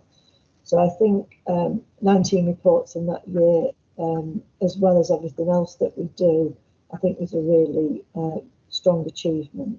And during this current year, we know already that we've managed to write a number of reports in spite of the challenges of COVID. So really good highlight there for that year. Next slide, please, Karen. So this is just one example of how we made a difference last year. We mentioned in the afternoon session about our question of the month, which is the way that we talk to people generally. There's a topic picked every month that we ask a general question about. And in July and September last year, we looked at the issue of people accessing GP services. So in that particular month, we found that over a third of people that we spoke to in the county and over half of those we spoke to in the city said that the GP booking system didn't work for them. With over half of the people who said the booking system didn't work, they said that this was because they couldn't get through on the phone, and that having to wait too long for an appointment affected over 60% of people in the county and 47 people in the city. We were able to share that information with our primary care colleagues, and I think it really did highlight some of the issues that many different types of people are finding with access to GP appointments, but it also had started a really helpful conversation with primary care to look at how things could be improved, where they were putting in new innovative solutions, and particularly how now in light of COVID, appointment systems were being improved and information that was being given by primary care was also improved as a result of this particular piece of work. So that's just one example. So we do one of those several times a year. I just thought I'd highlight that one. Next slide, please, Kerry. So some of you will be familiar with the long-term plan, which is the NHS plan for health over the next 10 years. And there's a campaign nationally that health watchers across the country got involved in to consult on the long-term plan and to provide information back to NHS England. Could you, next slide, Kerry.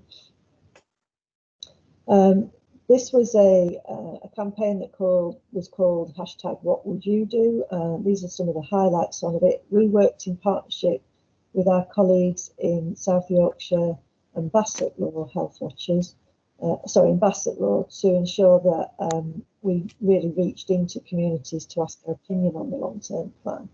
And as a result, we met with more than, this is us collectively as Healthwatch, and this is where I think we have real impact as a collective of organisations, was that more than 40,000 people shared their views nationally with us.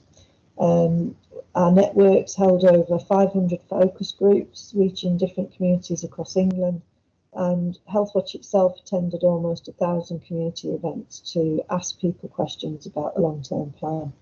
And I'm very proud to report that the work that we did in partnership with our South Yorkshire and Bassetlaw colleagues actually won an award last year at the Healthwatch conference, and we received the award for outstanding achievement in 2019.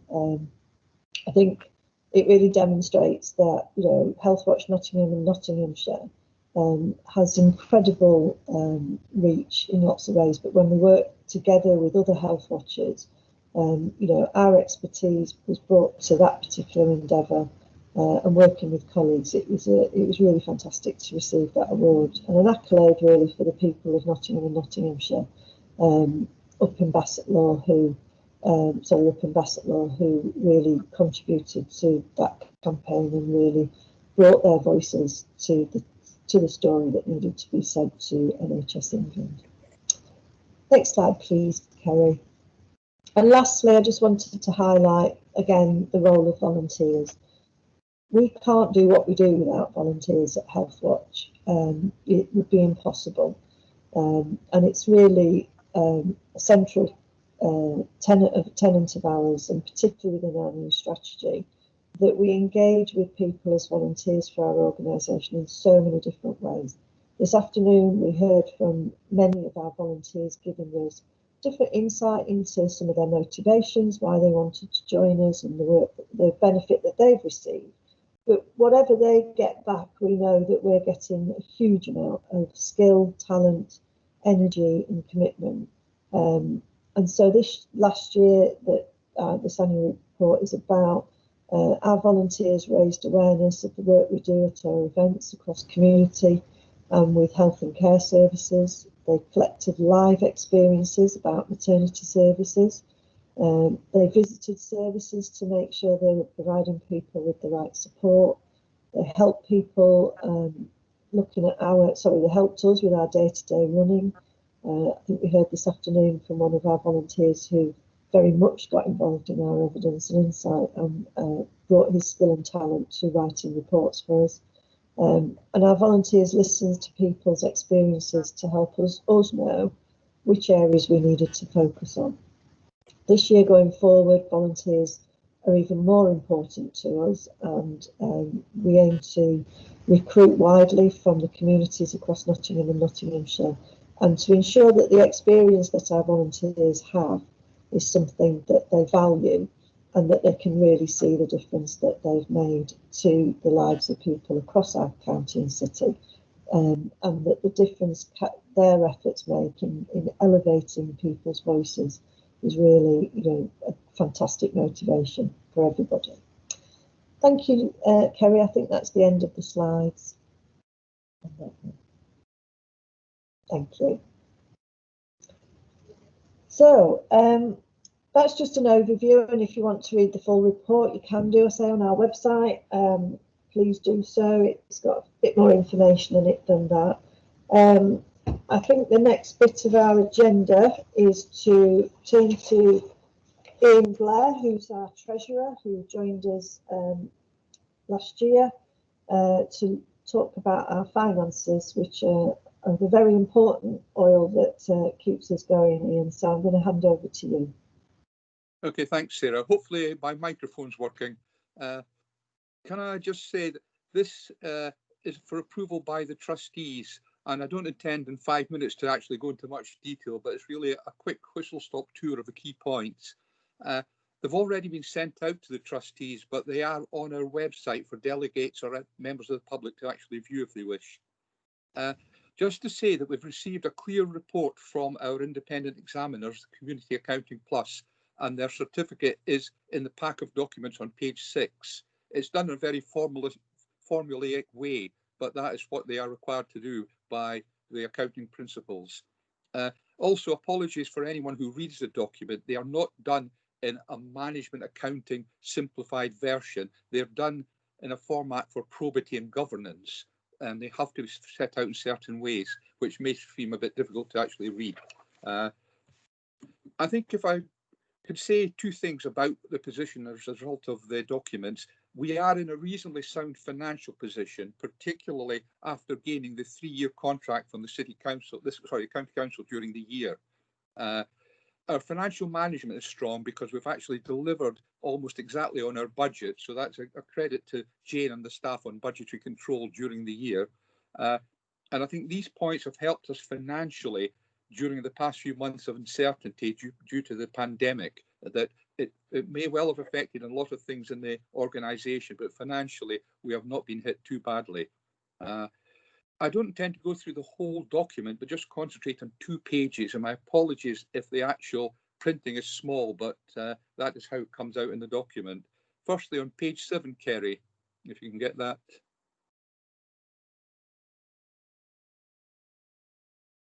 This, for those who have good eyesight, is our income and expenditure summary. The terminology, things such as, I'll get this out myself here, donations and legacies, we have to put that in. The actual that is actually the contracts from the city and the county council.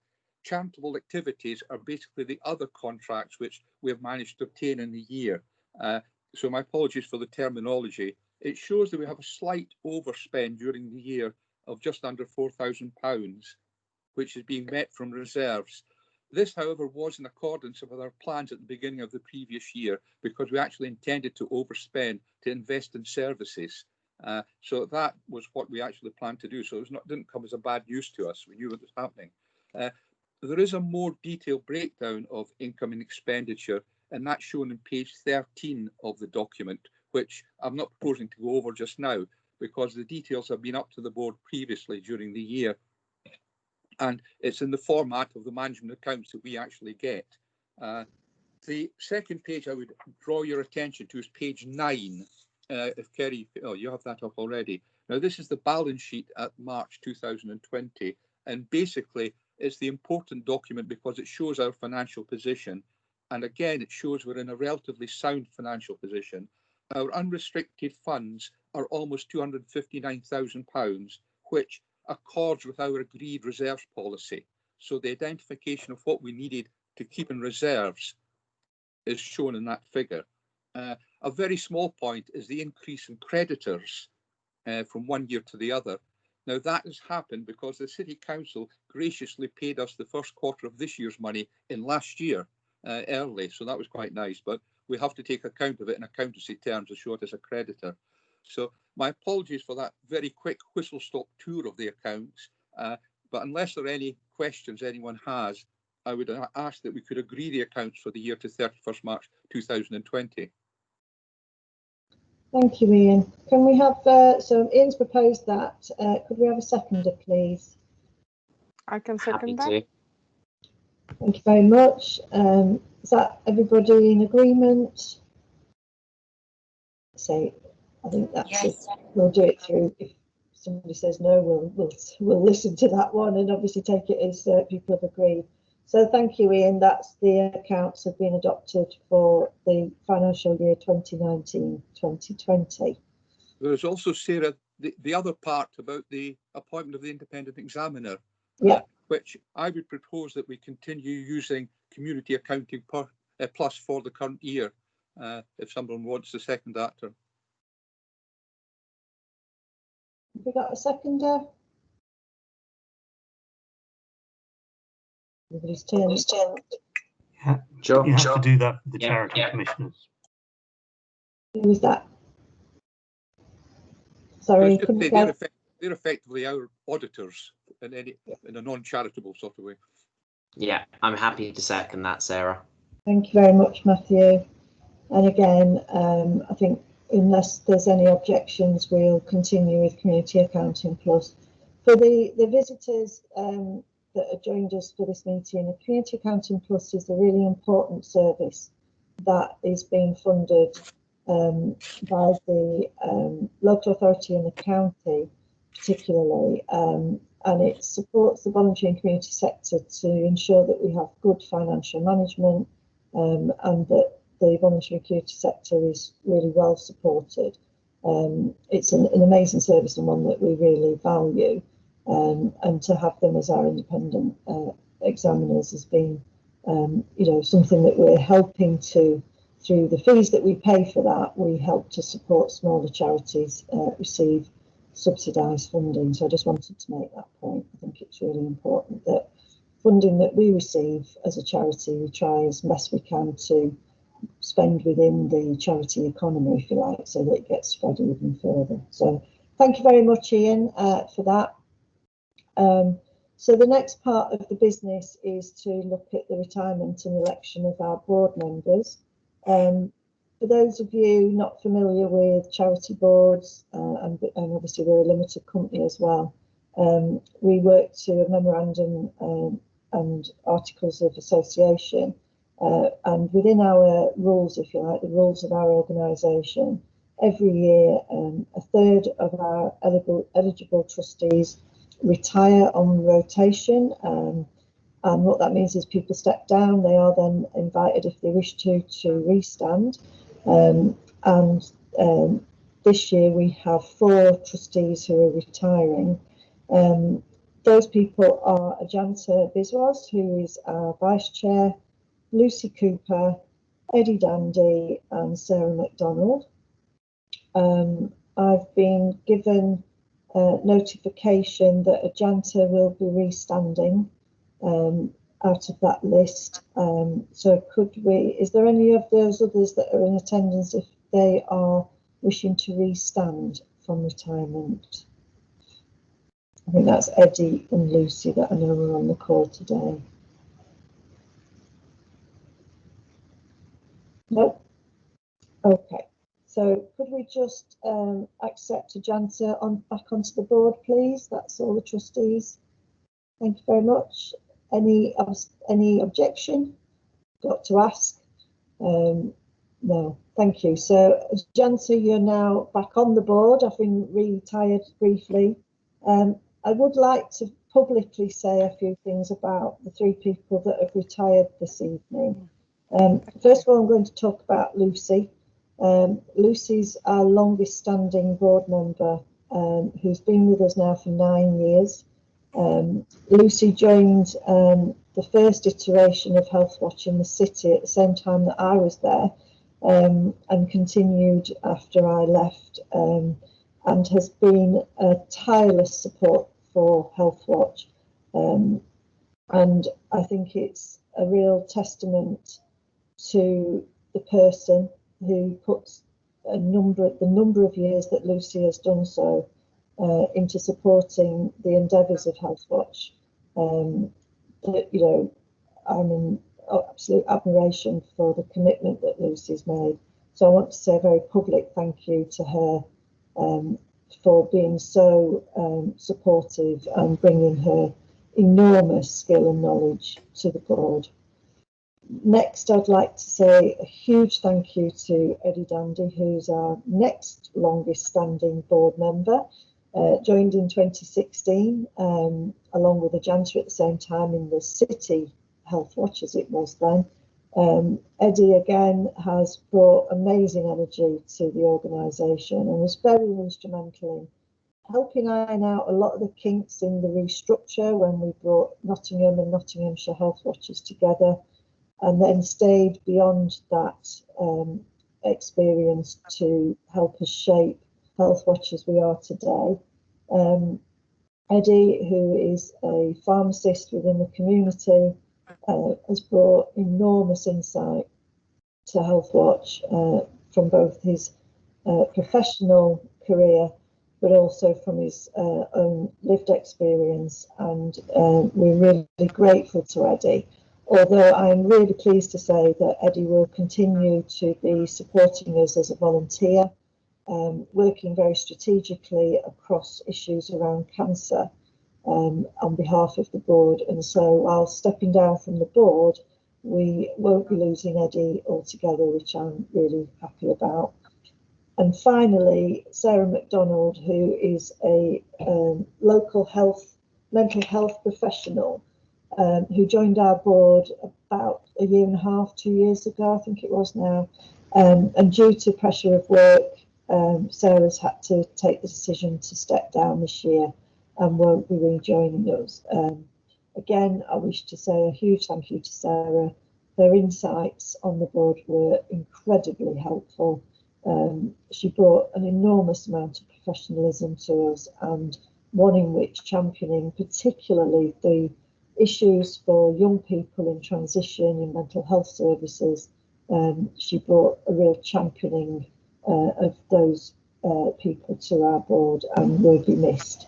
And we wish we could give everybody extra hours in the week so that they could join us. So I want to say thank you to those three people who haven't restood this year. And to confirm, Ajanta back on the board, we have no other co-optees this year.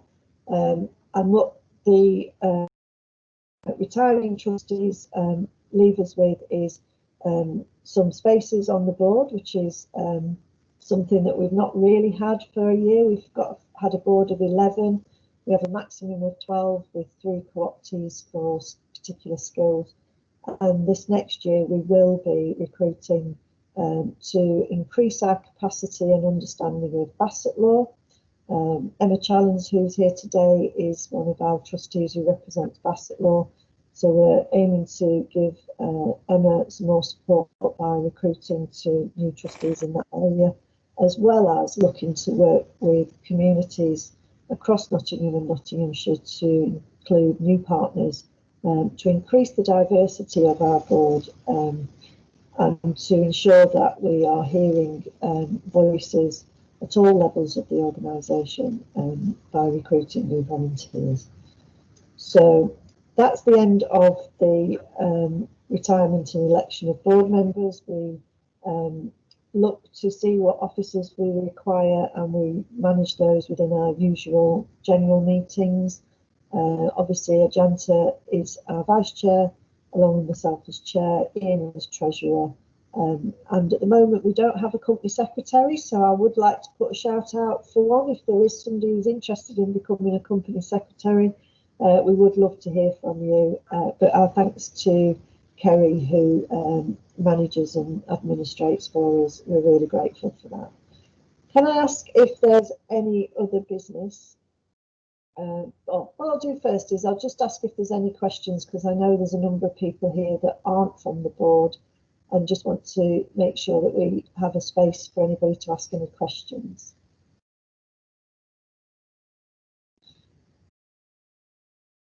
Well, I think those that, I know a lot of you have been with us all afternoon, and I really appreciate that you've been with us now for at least a couple of hours. So thank you for that. So without any more time, I'm going to say, have we got any other business amongst our trustees that you'd like to raise? No? I see some people, but not everybody. So I'm going to say that concludes the business of the annual general meeting. I wish to thank everybody who's on our board for the amount of work that you've done, particularly this year. Having to switch to this type of board meeting wasn't easy for everybody. I think we've all learned a lot as we've gone along through the year. We've learned how to signal to each other when we can't hear or we've gone on mute. We've managed to get through some enormous board agendas. Late at night, it feels like. We start at 4:30, but it feels a lot longer now that the nights are drawing in. So I really want to say thank you to everybody who volunteers their time. I think it's really important to recognise that people are doing this in their own time because they're committed, because Healthwatch is something that they value. And I just want to personally say thank you to each and every one of you for your commitment and support for Healthwatch and the people of Nottingham and Nottinghamshire. It's without you, this organisation couldn't exist. That is a reality. As a charity and as a company, we have to have a board. But I'm so proud that the people that we have attracted to this board are of the amazing calibre that you all are, and your continued support is really valued. Thank you again to Lucy, Eddie and Sarah for the dedication you've given us, and I look forward to working with everybody in the next year and hopefully a much brighter future for us in 2021 as we move through the pandemic. So it just leaves it to me to say thank you everybody and to wish you whatever holiday you celebrate this year. I hope that you have the holiday that you want to have, and that next year you can all be together with loved ones, and we will be together in a meeting room somewhere soon, I really hope. So thank you ever so much for everybody that stayed and listened to us this afternoon. Thank you. Thank you, Sarah. Thank you. Thanks to you. Thanks everybody. Thanks everyone. Bye. Thank you all. Bye-bye.